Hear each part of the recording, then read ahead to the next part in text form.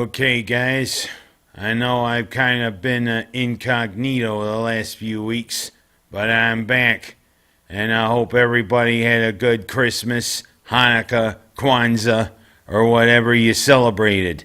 I'm back, it's 2023, and I was never so glad to kick a year to the curb like I was with 2022, for obvious reasons.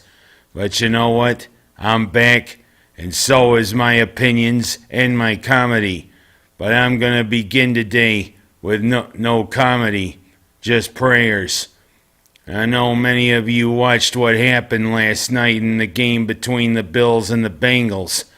Damar Hamlin standing up after tackling T. Higgins and then collapsing back to the turf. They performed CPR on him for 10 minutes. They got him on a board, and they got him to the University of Cincinnati Medical Center.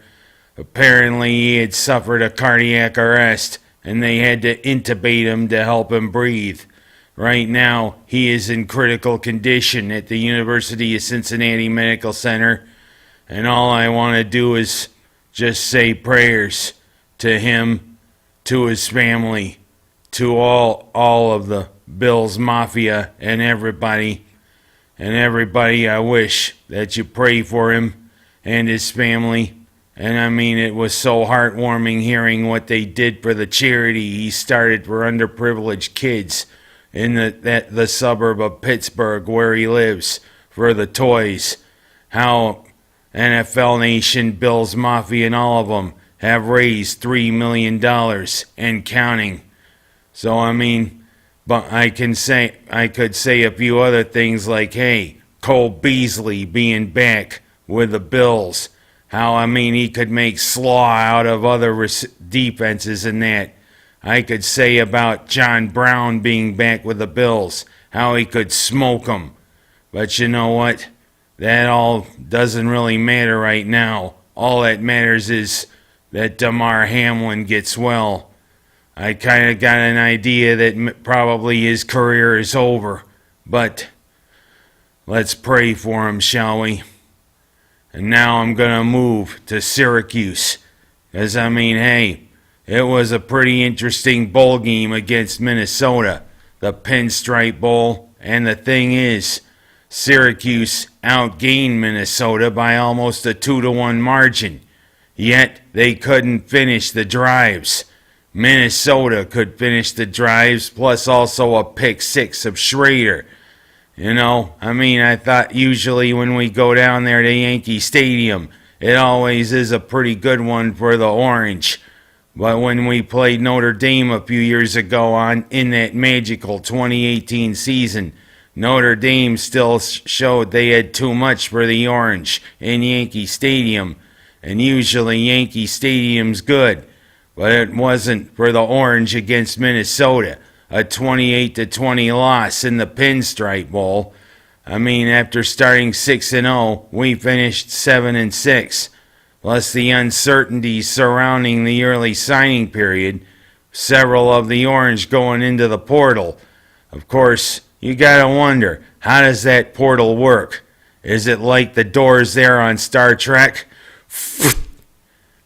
Door open. Or do you hear, come? And that's how they enter the portal. Of course, if it was Bones, it'd be like, damn it, Jim, I'm a doctor, not a guy who walks into a portal. Or as Spock would say, eminently logical, doctor. But you know what?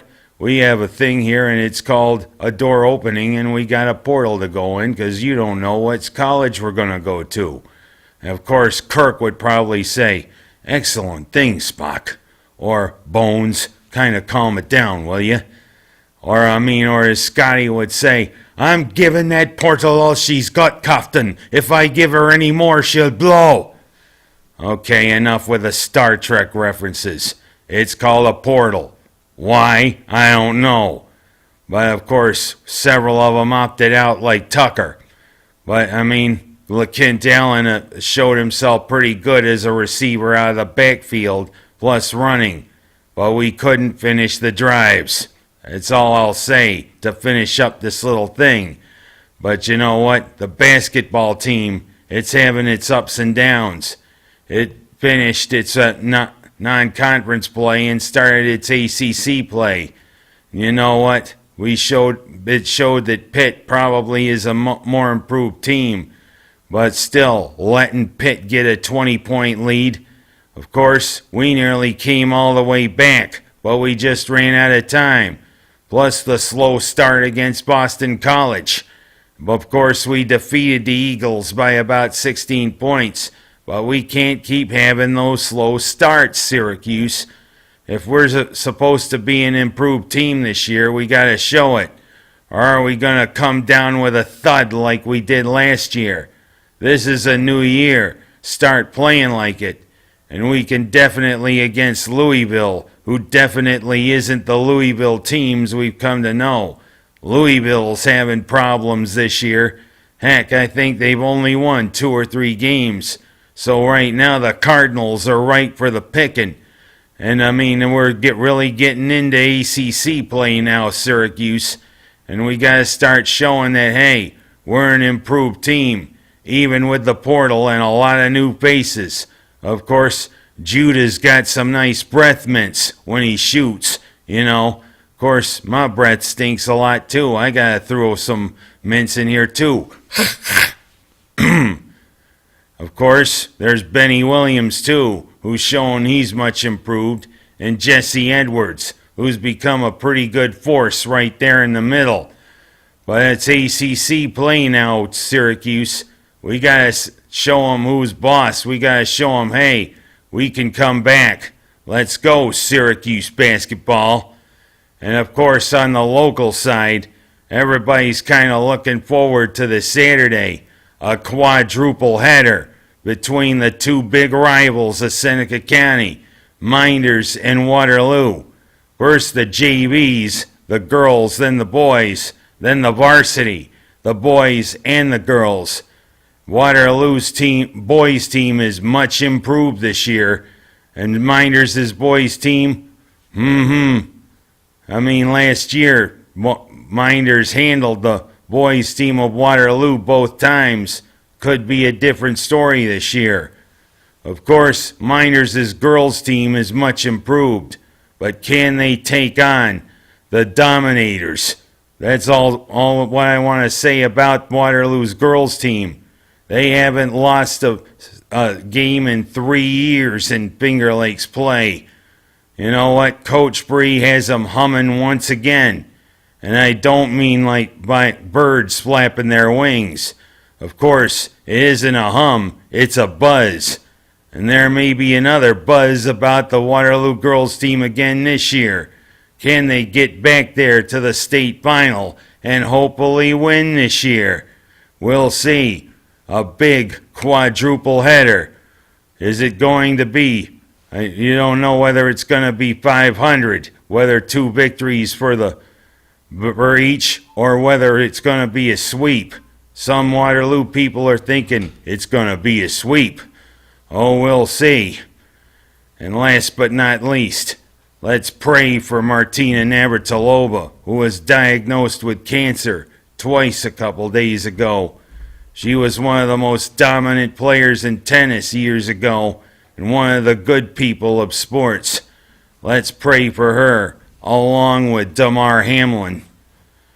That was just something. I had never seen it before, but I am going to show a little anger right now.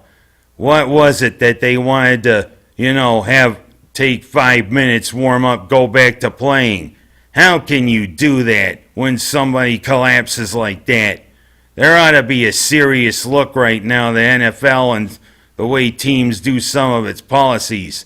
But thankfully, they did the right thing, pulling the teams off and then postponing the game. I don't know when this is going to be made up, but whoever made that first decision, hey, I've got a sledgehammer. How about we hit him over the head? That's all I want to say. And you know what? That's all I want to say on my first show of the new year. Pray for Damar Hamlin and for Martina Navratilova.